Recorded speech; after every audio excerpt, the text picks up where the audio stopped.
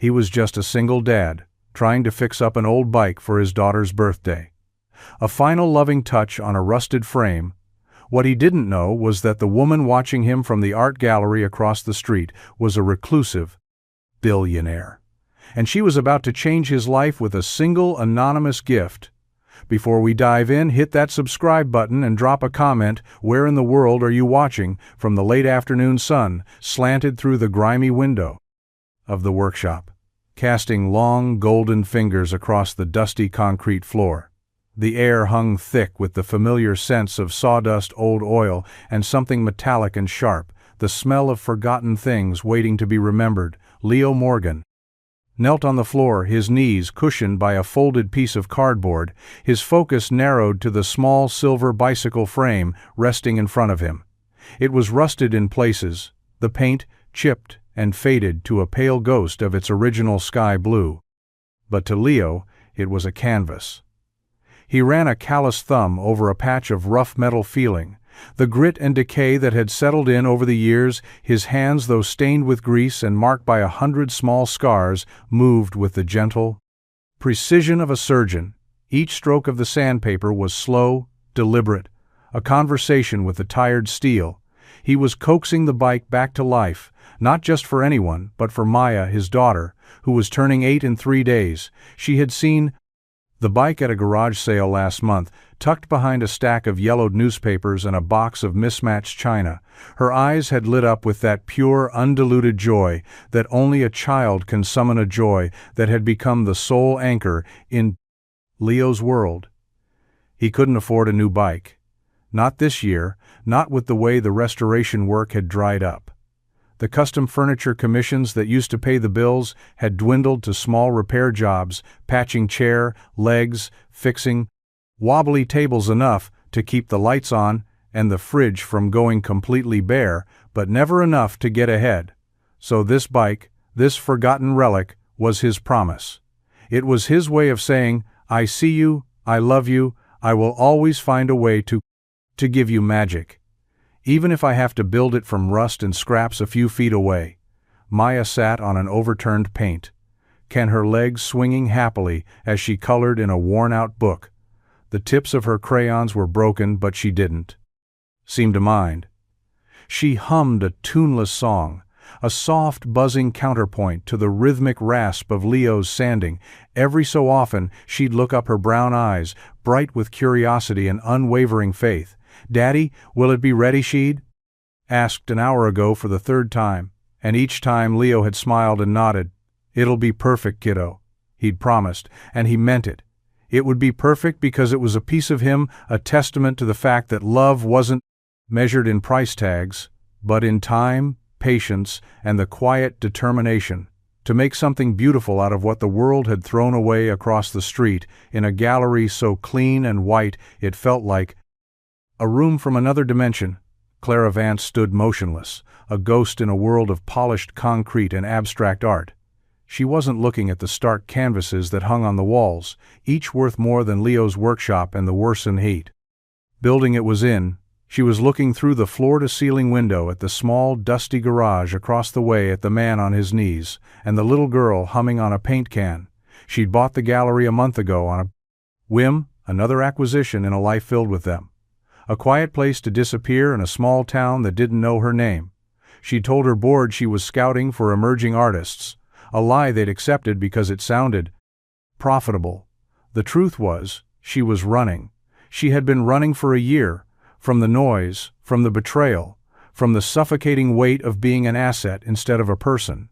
She'd come here for silence, but what she'd found in the golden light of that dusty garage was something else entirely, something she hadn't felt in a very long time, a quiet, unwilling ache of recognition. She watched the man's hands, his careful, methodical movements, the way he handled the rusted frame like it was precious. She watched the little girl who looked up at him, not with impatience, but with complete and utter trust. It was a world away from her own, a world of boardrooms and backstabbing, a world where every gesture was calculated, and every gift came with strings. Here, in this small sunlit frame of a window, there were no strings. just the quiet labor of a father's love, and for the first time in what felt like a lifetime, Clara Vance felt the sharp, painful pang of wanting to be a part of it. The sanding was done. Leo ran his hand over the now smooth metal. A satisfied sigh escaping his lips. The rust was gone, replaced by a dull but promising sheen. He stood stretching his back as a chorus of small pops and cracks echoed in the quiet workshop. Maya looked up from her coloring book, her head tilted. "Is it shiny now?" "Almost," he said with a grin. "Now, for the fun part." He pulled a small can of paint from the shelf, a vibrant robin's egg blue he'd bought with the last of his spare cash. It had been a choice between the paint and a full tank of gas he'd chosen. The paint gas would have to wait. He laid out old newspapers on the floor, a protective shield against the splatters that were sure to come. Maya scrambled over her eyes, wide with excitement. "Can I help just a little?" He hesitated, then handed her a small, clean brush. "You can." "Paint the bell." The bell was a tiny silver thing tarnished with age, but it still had a faint, cheerful ring. When he flicked it with his finger, Maya took it with the seriousness of a master artist, dipping the brush carefully into the can and, applying a single steady stroke of blue, a dot of paint landed on her nose, but she was too focused to notice. Leo smiled watching her. It was moments like these that stitched his world together, the small, quiet joys that cost nothing but meant everything. His late wife had been the artist in the family. She could find beauty in anything. A discarded bottle, a fallen leaf, a cracked sidewalk. She had taught him to see the world, not for what it was, but for what it could be. And in Maya, he saw that same spark, that same ability to find magic in the mundane. He shook the can and began to spray the frame. The blue paint, misting out in a fine cloud, transforming the dull silver into something bright and new. The scent filled the ray. Workshop, sharp and clean. The smell of a new beginning from her silent perch across the street. Clara watched the transformation. The bike going from a relic to a promise. She saw the little girl's focused expression, the dot of blue paint on her nose, the way the man smiled at her, with a kind of weary adoration. It was a small, perfect diorama of a life she didn't know. A life that felt more real, more substantial than the one she was living in her minimalist hotel suite. With its view of nothing but the cold, indifferent sky, she had everything anyone could ever want, and yet watching them, she felt a profound and startling emptiness. She had forgotten what it was like to build something with her own hands, to create something for someone else out of pure affection. The last thing she had built was a multi-billion-dollar software platform that had been used to gut smaller companies, and the last gift she had received was a diamond bracelet. From a man who had sold her company's secrets to a competitor 3 weeks later, she turned away from the window. The scene in the workshop was too bright, too honest. It made the shadows in her own life feel darker and colder than ever before. But she couldn't erase the image, the man, the girl, the blue paint. It was burned into her mind, a quiet accusation, a silent question. What was she building? What was she creating? Who was she doing it? For the answer was a hollow echo. In the stark white gallery, nothing, no one, nobody. The bike was finished. It stood gleaming in the center of the workshop, propped up by a kickstand that Leo had spent an hour polishing. The blue frame shone like a piece of the summer sky. Its new white basket was woven from plastic.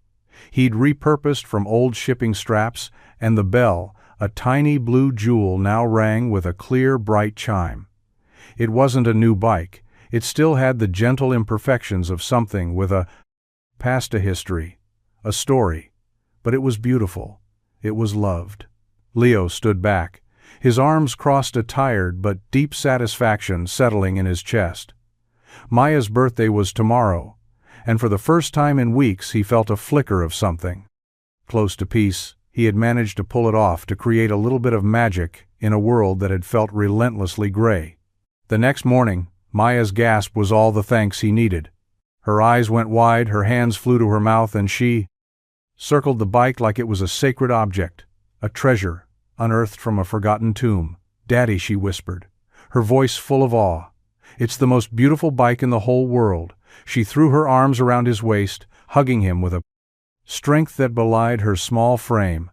Leo hugged her back tightly, burying his face in her hair and breathing in the scent of her shampoo and the lingering sweetness of the pancakes he'd made for her birthday breakfast. "This," he thought. "This is what it's all about. This is the reason for all of it." They spent the morning in the park, Maya wobbling down the path on her new bike, her laughter echoing through the trees. Leo ran alongside her, one hand hovering near the back of the seat, ready to steady her, but she didn't need it. She was flying free and unafraid, on a machine born of rust and love. Later that day, they walked back to the workshop, hand in hand, Maya pushing the bike proudly beside them. As they approached, Leo noticed a large box sitting on the doorstep. It was sleek and black, tied with a silver ribbon with no label, no return address, no indication of where it had come from. He frowned. Who would have sent them? A package. He didn't know anyone who used couriers. He crouched down and examined the box, a knot of unease tightening in his stomach. Maya peered over his shoulder, her eyes curious. "What is it?" He shook his head.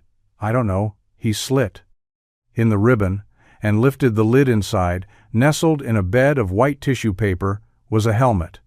A state-of-the-art piece of gear, impossibly light, with a glossy finish that matched the bike's blue paint perfectly. Underneath it lay a set of matching knee pads, elbow pads, and a brand-new silver horn that looked like something out of a futuristic movie.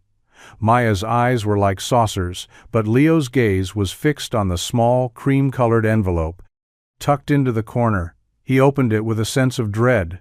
The card inside was made of thick, expensive paper, and the handwriting was elegant and restrained. It read, "A brave knight. Needs proper armor. Happy birthday to a girl with a very special dad." There was no signature, no name, just those quiet, enigmatic words. Leo's heart sank. It was a kind gesture, a thoughtful one, but it felt like an intrusion, a judgment on the simple world he had so carefully built. It felt like pity, and there was nothing. Leo hated more than pity. He closed the box and looked across the street to the stark white gallery. Its windows were empty, reflecting the sky, but he felt like he was being watched, and he knew with a certainty that shook him to his core that the gift had come from there, from the silent watcher who had seen his struggle and decided to intervene. The weight of the anonymous gift sat heavy in Leo's chest. For the rest of the day, it was a paradox. Kindness that felt like a critique. Every time he looked at the gleaming new helmet, it seemed to mock the hand-painted bell on Maya's bike. The state-of-the-art horn felt like a judgment on the simple joy of her own laughter. He couldn't explain it to Maya, who saw only the magic of a surprise gift. She kept picking up the helmet, turning it over in her small hands. Her face, a mixture of awe and confusion.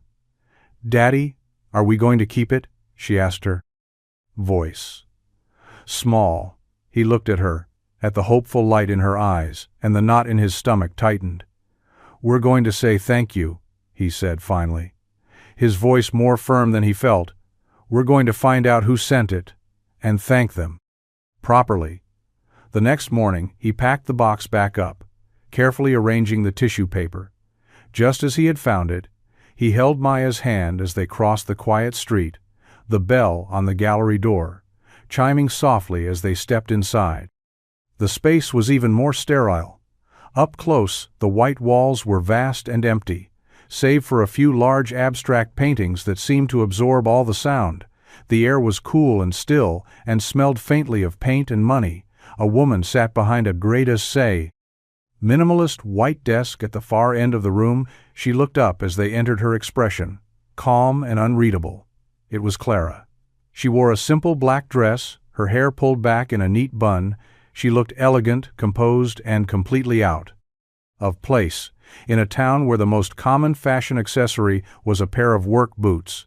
"Can I help you?" she asked. Her voice was quiet, but it carried a certain authority.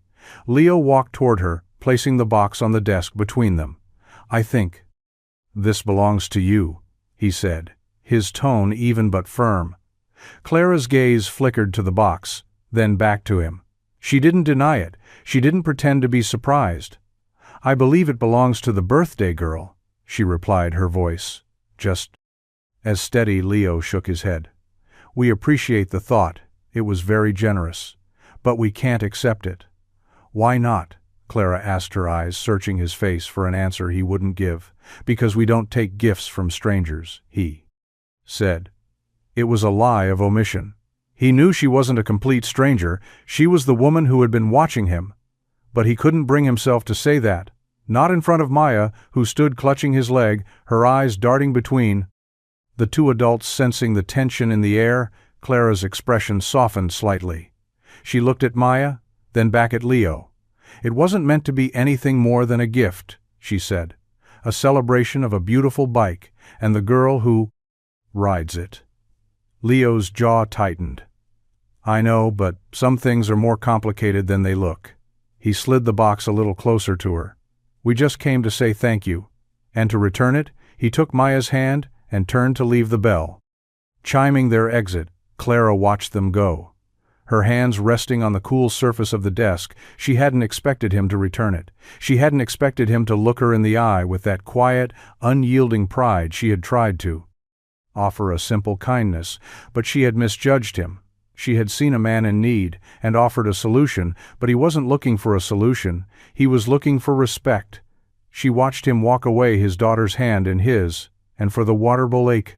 Second time in as many days, she felt that familiar ache of loneliness, but this time it was mixed with something else, something she hadn't felt in a long time. A flicker of admiration. Leo didn't talk about the woman in the gallery on the walk home. Maya was quiet, too. Sensing that the topic was a closed door, she held his hand a little tighter. Her small fingers wrapped around his, as if to reassure him that she was still there, that nothing had really changed, but something had. Leo felt it like a shift in the air, a new variable in an equation he thought he had solved. The woman's face lingered in his mind. Her calm eyes, her quiet confidence, the way she had looked at him, not with pity, but with a kind of clinical curiosity, like he was a puzzle she was trying to figure out. He tried to push it out of his head to focus on the work that was piling up in the shop. A broken chair, a wobbly bookshelf, a vintage dresser that needed a new coat of varnish. But his thoughts kept drifting back to the white gallery and the woman inside. He couldn't shake the feeling that this wasn't over, that the anonymous gift was just the beginning of something he wasn't prepared for. A few days later, a delivery truck, a sleek black van with no logos, pulled up in front of the workshop. Leo was in the middle of staining the dresser, his hands covered in a dark walnut finish, when the driver, a man in a crisp uniform, knocked on the open-door. "Package for Leo Morgan," he said, holding out a slim flat box. Leo frowned. "I didn't order anything." The driver shrugged and handed him a clipboard. "Sign here." Leo wiped his hands on a rag and scribbled his name, his sense of unease growing. He took the box. It was light, almost weightless. Inside was a single sheet of thick, cream-colored paper, a beautifully rendered architectural drawing of a bicycle, a vintage model from the 1950s, with elegant curved lines and intricate details. It was a work of art, a schematic that was both technical and beautiful. Underneath it was a small note in the same elegant handwriting as before. "I thought a master craftsman might appreciate the original design." No signature, just the quiet offering. Leo stared at the drawing, his breath catching in his throat. It was a stunning piece of history, a design he had only seen in old books. He ran his fingers over the embossed lines, feeling the texture of the paper, the precision of the ink. It was a gift again, but this time it was different. It wasn't a solution to a problem he didn't have. It was a gesture of respect, a recognition of his craft, of who he was. It was a peace offering, and it was far more dangerous than the helmet had ever been. He looked across the street at the gallery. Its windows were empty, But he knew she was there, watching, waiting, and he knew with a sinking feeling that he was going to have to talk to her again, because this time he didn't want to return the gift, and that scared him. More than anything, the architectural drawing of the vintage bicycle remained on Leo's workbench for days, propped up against a jar of brushes, like a silent sentinel. He found himself looking at it more often than he cared to admit, his eyes tracing the elegant lines of the frame, the intricate details of the gears and pedals. It was a masterclass in design, a thing of beauty and precision, and it had been sent to him by a woman. He barely knew a woman, who seemed to see him more clearly than most people who had known him for years. The gesture had disarmed him. The helmet had been an act of charity, a rich person's solution to a poor person's problem. But this was different. This was a conversation. Started in a language, he understood the language of craftsmanship, of history, of things made with care and intention. It was a subtle acknowledgement of his skill, a nod from one artist to another, and it made the wall he had, so carefully constructed around himself, feel suddenly flimsy and thin. Maya was fascinated by the drawing. She would stand on her tiptoes, her small fingers hovering just above the paper, careful not to touch it. "Daddy, who made this?" she asked, her voice full of wonder. "I don't know who drew it, kiddo," he'd replied. "But it was a long time ago by someone who really loved bikes." He didn't tell her it had come from the woman in the gallery. He didn't want to complicate her world with a tangled mess of his own feelings, but he knew he couldn't avoid it forever. The drawing was a question hanging in the air, and he was going to have to answer it one afternoon as the sun began to dip low, casting long shadows across the workshop floor. He made a decision. He carefully rolled up the drawing, slid it into a protective tube, and walked across the street. The bell on the gallery door chimed its familiar soft greeting. Clara was standing near the back of the gallery, her back to him, staring at a large canvas of swirling blues and grays. She didn't turn around right away, as if she had been expecting him. She knew the sound of his footsteps. "Now I came to say, thank you," he said, his voice echoing slightly in the cavernous space. She turned slowly, her expression unreadable. "I'm glad you liked it." He held up the tube. "I do. It's beautiful." But I have to ask why her eyes held his, and for the first time he saw a flicker of something beyond her calm composure, something vulnerable. "Because I was wrong," she said, her voice quiet but firm. "I offered you a solution when you weren't asking for one. I disrespected your craft and your pride. I wanted to apologize in a way that you might actually hear." Leo was taken aback. Her directness was as sharp and clean as the lines on the drawing. He hadn't expected an apology. He hadn't known what to expect. But it wasn't this. He nodded slowly, accepting her words without argument. There was a long pause between them, the silence filled with the unspoken weight of their two different worlds. "Why a gallery in a town like this?" he asked, finally changing the subject. "Because I was tired of a world that only values what's new," she replied, her gaze drifting back to the painting. "I wanted to be somewhere that appreciated things with a history, things that were built to last." Her words hung in the air, a quiet confession, and Leo realized with a startling clarity that she wasn't just talking about paintings or bicycles. She was talking about herself. And maybe, just maybe, she was talking about him too. Leo found himself drawn to the gallery more often than he should have been. He told himself it was for research, to study the lines and forms of the art, to find inspiration for his own restoration work, but that was a lie. He went to see her. He would stand for long stretches in front of a painting, pretending to be lost in its composition while he watched her. From the corner of his eye, she moved through the gallery with a quiet grace, a sense of purpose that was both intimidating and alluring. She rarely had customers. The gallery was more of a private sanctuary than a commercial enterprise. But she treated every piece of art with a reverence that Leo understood on a cellular level. One rainy afternoon, he brought her a cup of coffee from the diner. Down the street, it was a simple gesture, an offering of warmth on a cold day away. of continuing the conversation they had started without needing words, she accepted it with a small, surprised smile, and they stood together near the front window, watching the rain streak down the glass. They didn't talk about their pasts or their problems. They talked about the way the artist of a particular sculpture had captured the feeling of movement in static metal. They talked about the lost art of joinery, the beauty of a hand-planed piece of wood. In these moments, the chasm between their worlds seemed to shrink. The polished CEO and the dusty craftsman found a common language in their shared appreciation for things made with soul and skill. Maya often tagged along. She would sit in a corner of the gallery with a sketchbook and a set of charcoal pencils that Clara had given her, trying to replicate the shapes and shadows she saw around her. Clara never treated her like a child to be tolerated. She would kneel beside her and talk to her about perspective, and light her voice soft and encouraging. Leo would watch them, a quiet ache in his chest.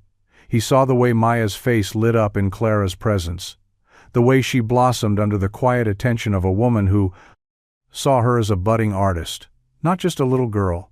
It was a dangerous thing to watch, to let himself feel the fragile tendrils of hope beginning to take root in the barren ground of his heart. He knew he should be careful. He knew that a woman like Clara, with her mysterious past and her quiet wealth, was not someone who was likely to stay in a small, forgotten town like his. But every time he looked at her, every time he saw the genuine warmth in her eyes, when she smiled at Maya, he found it harder and harder to remember why he should be afraid he was falling for her. Not for the woman of mystery and means, but for the woman who saw beauty in old things, who understood the language of his hands, and who made his daughter laugh with a joy that felt like sunshine after a long rain. And he knew with a terrifying certainty that if she left, she would take a piece of his world with her. The first time Clara stepped into Leo's workshop, it felt like a collision of two universes. The space was a chaotic symphony of his life. Wood shavings curled on the floor like fallen leaves. Tools lay scattered across the workbench in a way that only made sense to him, and the air was thick with the scent of varnish and hard work. Clara stood in the doorway, her simple but elegant clothes, a stark contrast to the beautiful mess around her. She looked around not with judgment or disdain, but with a kind of quiet wonder, as if she had stumbled into a secret garden. "This is where the magic happens," she said, her voice soft. Leo chuckled, wiping his hands on an old rag. "It's where the dust happens." Mostly, she smiled, and stepped inside her fingers, trailing lightly over a stack of reclaimed oak. He was planning to turn into a table you see potential in. "Things people throw away," she observed. "It's not about potential," he said. "It's about seeing the story that's already there. Everything has a story. You just have to be quiet enough to listen for it." She looked at him, then really looked, and he felt that familiar jolt of being seen too clearly. He changed the subject, quickly gesturing to a half-finished rocking horse in the corner. "That's my next project for Maya. She's been asking for one for months." Clara walked over and ran her hand over the smooth, curved wood of the horse's neck. "It's beautiful," she said, her voice barely a whisper. "I had one like this when I was a little girl. My grandfather made it for me. It was the only thing I took with me when I left home." The confession hung in the air between them, a fragile offering. Leo didn't press for details. He didn't ask what home she had left or why. He just nodded, understanding that some stories were too heavy to be told, all at once. Instead, he picked up a piece of sandpaper and handed it to her. "Want to help?" he asked, his voice gentle. She took at her fingers, brushing his, and for a long moment their eyes met in that shared space of sawdust and sunlight. She hesitated, then knelt beside him and began to sand the rough edges of the rocking horse. Her movements were clumsy at first, but she learned quickly, her focus intense and unwavering. They worked in silence for a while. The only forehead sound the rhythmic rasp of sandpaper on wood. It was a comfortable silence, a working silence, the kind of quiet that builds things instead of breaking them down. Maya came in a little later, her eyes widening when she saw Clara on the floor beside her father. Her face broke into a wide grin. "Miss Clara, you're helping Daddy build my horse?"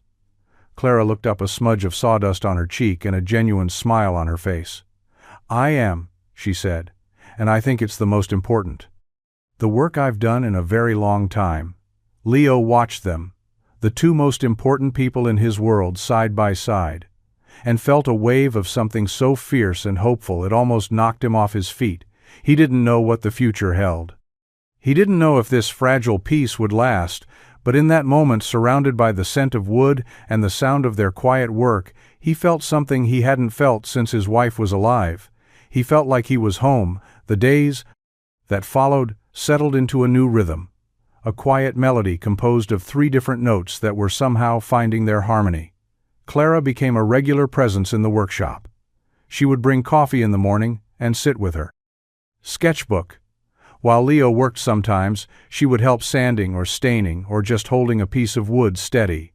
Her presence was a quiet anchor in his day, a calm port in the storm of his worries. Maya adored her. She would save her best drawings to show Clara her most exciting stories from school. Clara listened with a patience and genuine interest that made Maya feel seen and valued in a way that few adults ever had. One Saturday, they all went to the farmer's market together. Maya ran ahead, darting between stalls of fresh produce and homemade jams, while Leo and Clara followed at a slower pace. The townspeople watched them with a mixture of curiosity and quiet approval. They had started to see Clara not as the mysterious woman in the gallery, but as the kind woman who bought flowers from old Mrs. Henderson and always had a smile for the children. Leo felt the shift, too. The way people's gazes softened when they saw them together, the way the whispers had turned from speculation to something that sounded more like hope. He found himself relaxing his guard, letting the walls around his heart crumble just a little bit. He started to talk to her about his wife, not in a way that was heavy with grief, but with a quiet nostalgia, sharing stories of her art, her laughter, her unwavering belief in him. Clara listened without judgment, her eyes full of a deep and compassionate understanding. She in turn began to share small pieces of her own story, a childhood spent in cavernous houses with absent parents, a career built on ambition, and a desperate need to prove her worth, a betrayal that had shattered her trust in people and in herself. They were two broken people finding solace in each other's company. Two lonely souls, discovering that they were not as alone as they thought they were one evening. As they sat on the porch of the workshop, watching the sun set behind the distant hills, Clara turned to him, her expression serious. "There's something you should know," she said, her voice quiet. Leo's heart gave a slight lurch. He braced himself for the confession.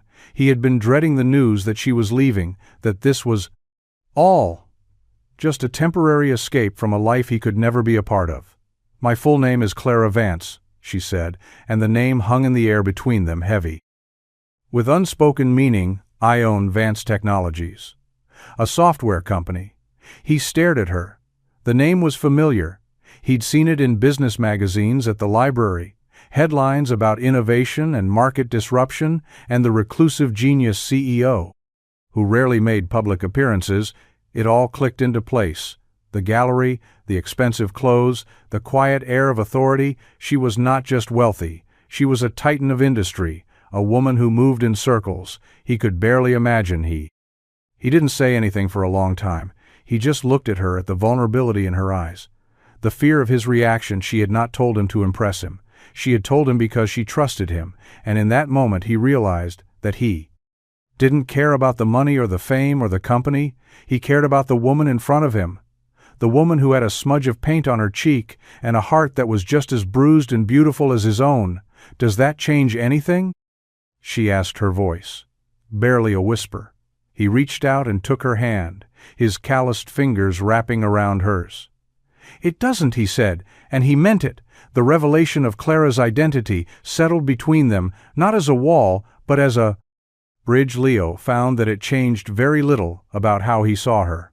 She was still the woman who brought him coffee, who helped him sand rocking horses, who listened to Maya's stories with rapt attention. The billionaire CEO was just Another layer of a complex and fascinating person. He was getting to know the town, however, was a different story. The news trickled out slowly at first, a whispered rumor at the diner, a speculative post on a local community forum, but then, freelance journalist on vacation in a nearby town caught wind of the story, and the dam broke the headline. On the online tabloid was sensational and cruel. Tech titan Clara Vance hiding out with small-town carpenter, a blue-collar romance. Or a billionaire's new pet project. The story was accompanied by a grainy, long-lens photo of Leo and Clara sitting on the workshop porch. Their hands intertwined. The invasion was swift and brutal. Reporters started showing up in town their cars with out-of-state plates. Lining the street outside the workshop, they shouted questions at Leo when he tried to go to the grocery store. They hounded the other shopkeepers for comments. They even tried to talk to Maya. On her way home from school, that was the moment Leo's protective instincts went into overdrive. He shielded Maya from the cameras, his face a mask of cold fury, and ushered her inside the workshop, slamming the door behind them. The sanctuary he had so carefully built had been breached, its peace shattered by the harsh glare of a world that didn't understand or care about the quiet beauty of what they were building. Clara was devastated. She locked herself in.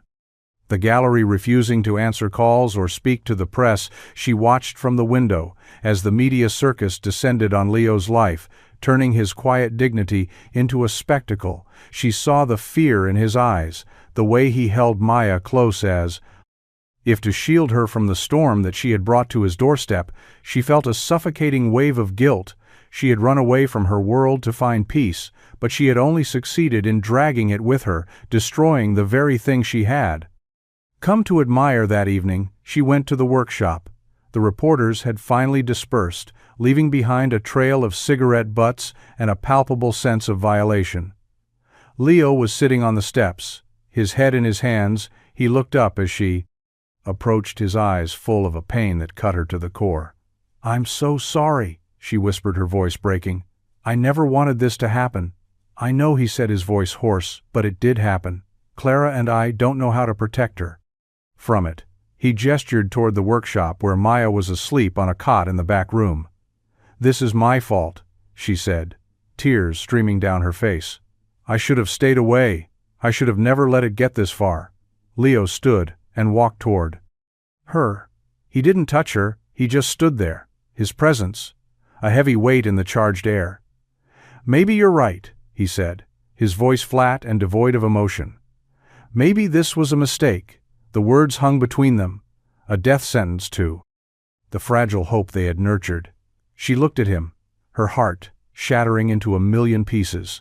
She had come to him, looking for a lifeline, and she had ended up being the anchor that was pulling him under. Without another word, she turned and walked away, disappearing into the darkness, leaving Leo alone with the wreckage of their two worlds.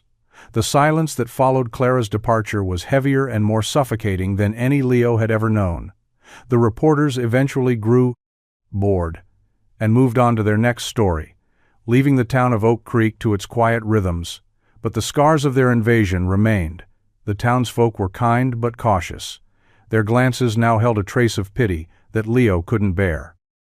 His business slowed to a trickle. The curious onlookers had been replaced by a quiet void, and the phone in the workshop rarely rang. Leo tried to maintain a sense of normalcy. For Maya's sake, he made pancakes in the morning. He helped her with her homework. He even finished the rocking horse, sanding its surface to a glassy smoothness and painting it with intricate flowers like his wife used to do, but his heart wasn't in it.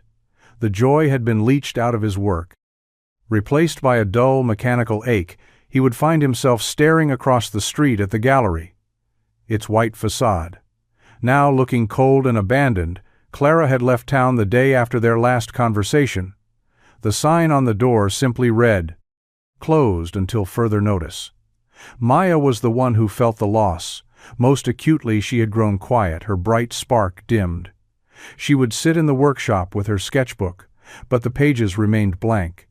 She missed Clara's quiet encouragement, her warm smile, the way she made her feel like the most important artist in the world. One afternoon, Maya came to him with a drawing in her hand. It was a picture of the three of them in the workshop. Leo was holding a paintbrush. Clara was sanding the rocking horse, and Maya was in the middle, her arms outstretched, reaching for both of them above their heads. She had written a single sentence in her wobbly, childish handwriting. "It's better when we're all here." Leo looked at the drawing, his throat tightening until it ached. He had pushed Clara away to protect his daughter, but in doing so, he had taken away a source of her joy. He had built a wall to keep the world out, but he had also trapped them inside with their own loneliness.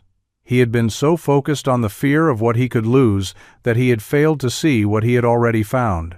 The drawing was a mirror, reflecting his own mistake, and he knew in that moment that he had to fix it.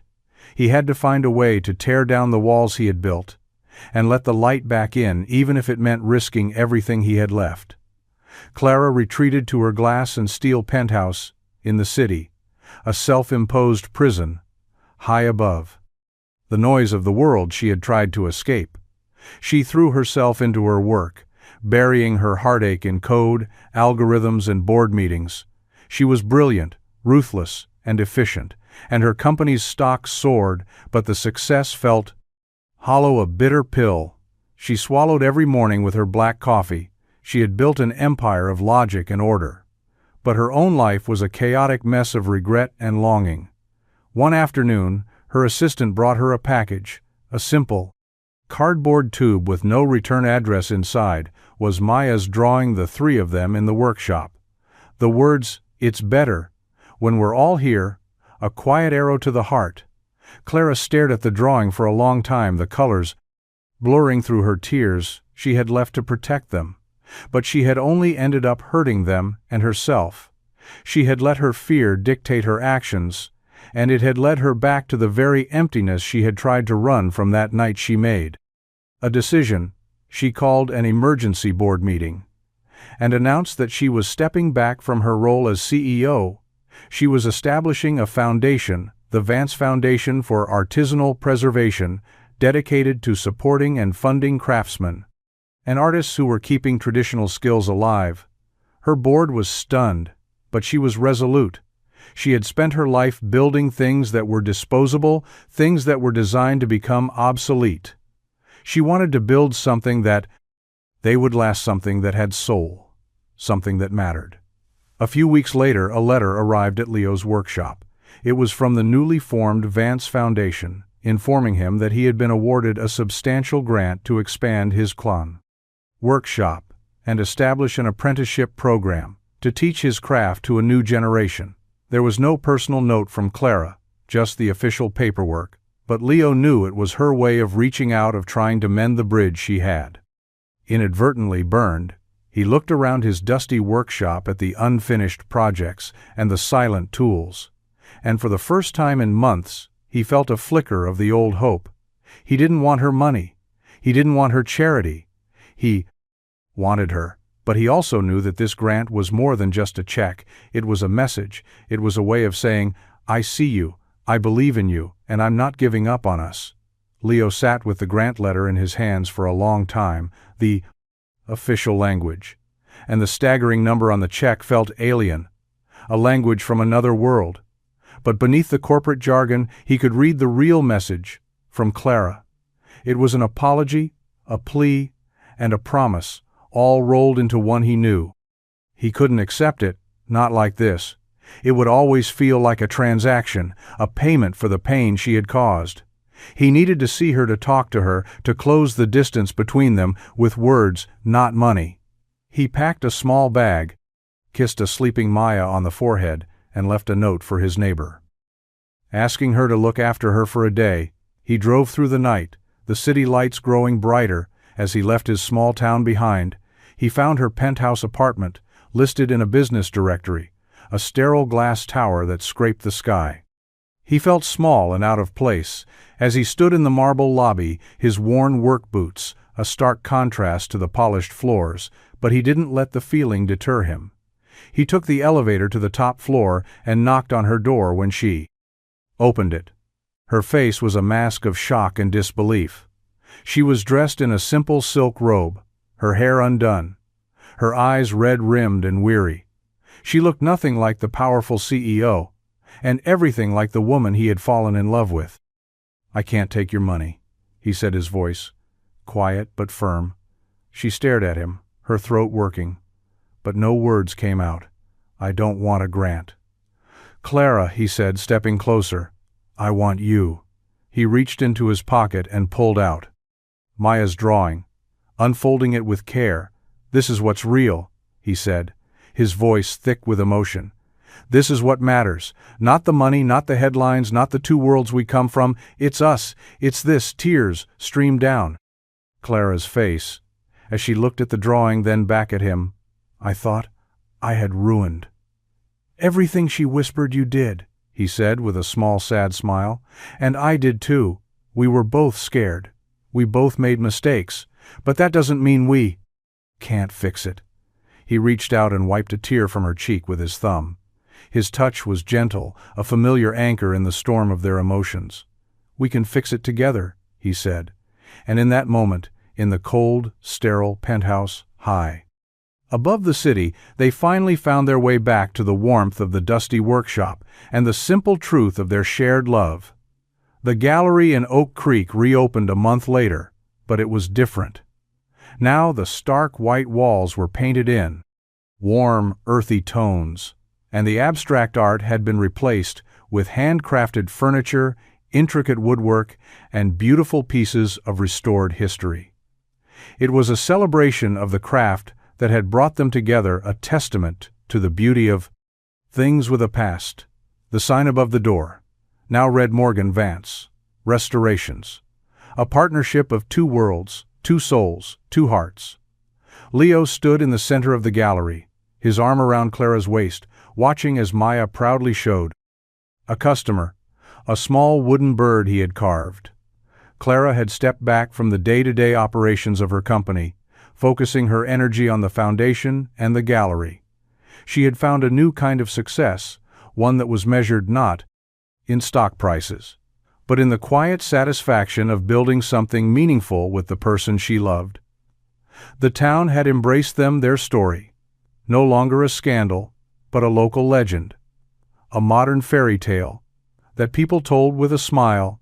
They were a reminder that love could bridge any divide, that authenticity was more valuable than wealth, and that sometimes the most broken things could be restored to a beauty that was even more profound than before. One evening, as they sat on the workshop porch, watching the stars come out, Maya snuggled between them. She held up the old vintage bicycle drawing that Clara had given Leo so long ago. "Are you going to build this one, Daddy?" she asked. Leo smiled and looked at Clara, who was leaning her head on his shoulder. "Maybe someday," he said, "but we've got a lot of other things to build first." He squeezed Clara's hand and she looked up at him, her eyes full of a love that was as deep and quiet and enduring as the ancient trees that surrounded them. They had found their way back to each other, not by ignoring their differences, but by embracing them. They had built a new life from the pieces of their old ones, a life that was messy and imperfect and prosaic, beautiful. A life that was real, and in the quiet of the evening, with the scent of sawdust in the air and the stars watching over them, they knew they were finally home for good.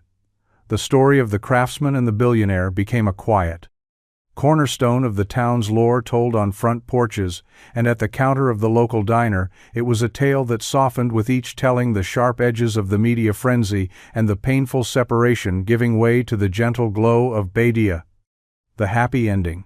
But for Leo and Clara, the real story lived in the small moments that no one else saw it, lived in the way she would bring him coffee in the workshop, her hand lingering on his as she passed him the mug.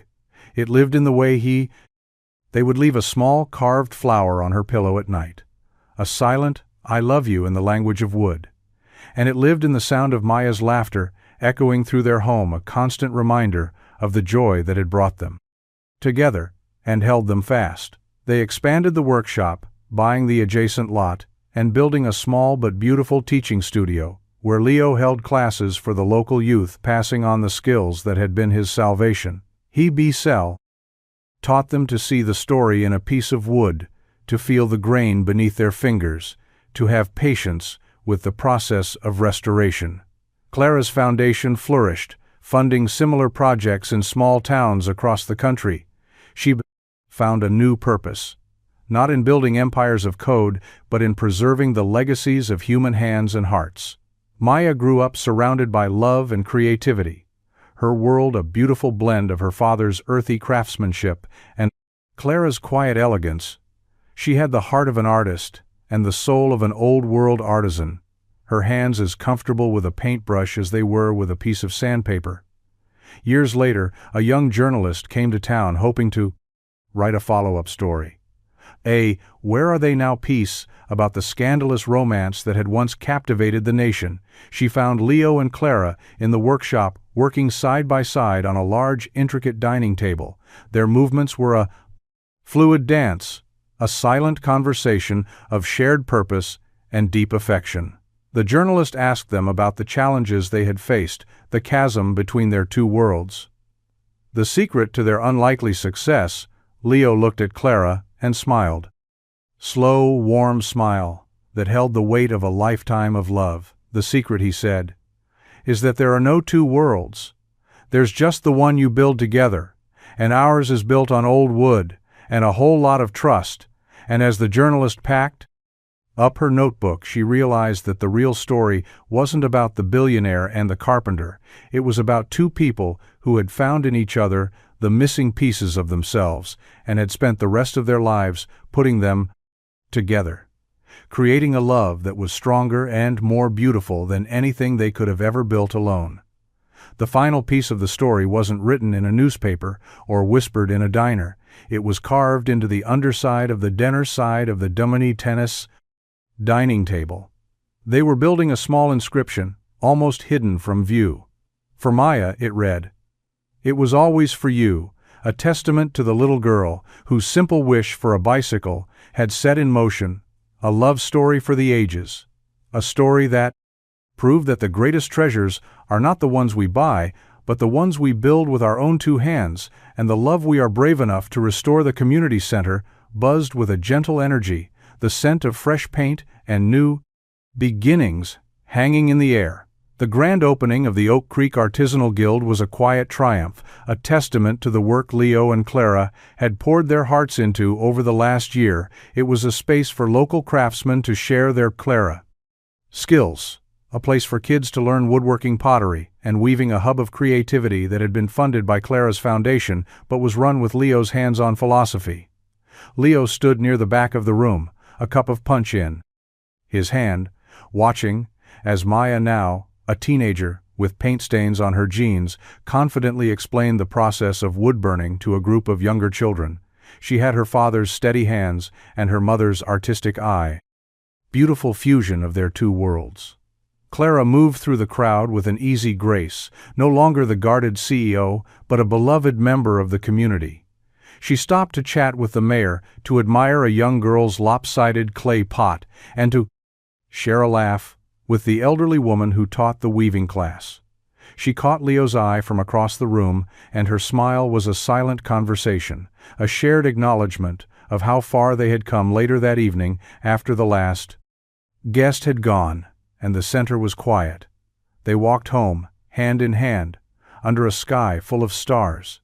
The air was cool and crisp, and the silence was a comfortable blanket between them.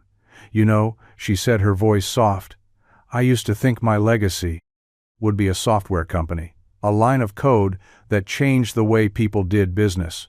Leo squeezed her hand. "And what do you think it is now?" She looked at him, her eyes shining in the moonlight. "I think it's this," she said, gesturing to the quiet town around them. The laughter of a child, learning a new skill, the satisfaction of a craftsman, seeing his work, valued the feeling of coming home to a person who sees all your broken pieces and loves you, not in spite of them, but because of them. They stopped in front of their house, the lights glowing warmly in the windows. Leo turned to her and pulled her close, his hands resting on her waist. "I love you, Clara Vance," he said, his voice full of a raw and unwavering emotion. "And I love you, Leo Morgan," she replied, resting her forehead against his. More than any empire, more than any headline, more than any world I left behind. And in the quiet of that small-town night, surrounded by the life they had built, together, they knew that their love story was not a fairy tale. It was something far better, it was real, and it was forever. Their legacy wasn't in the buildings they built, or the money they gave it, was in the quiet truth that love, when it's real and patient and brave, has the power to restore not just old wood and rusted metal, but the human heart itself. And that was a legacy that would last for generations to come. A story whispered on the wind, a testament to the enduring power of a craftsman's hands and a billionaire's heart, finding their way home to each other against all odds. A story that started with a simple blue bike and ended with a love that was as timeless and beautiful as the stars above. The end was really just the beginning of a lifetime of quiet, beautiful moments, a legacy not of wealth but of worthiness. A home built not of glass and steel, but of trust, sawdust, and the unwavering belief that everyone deserves a place to belong.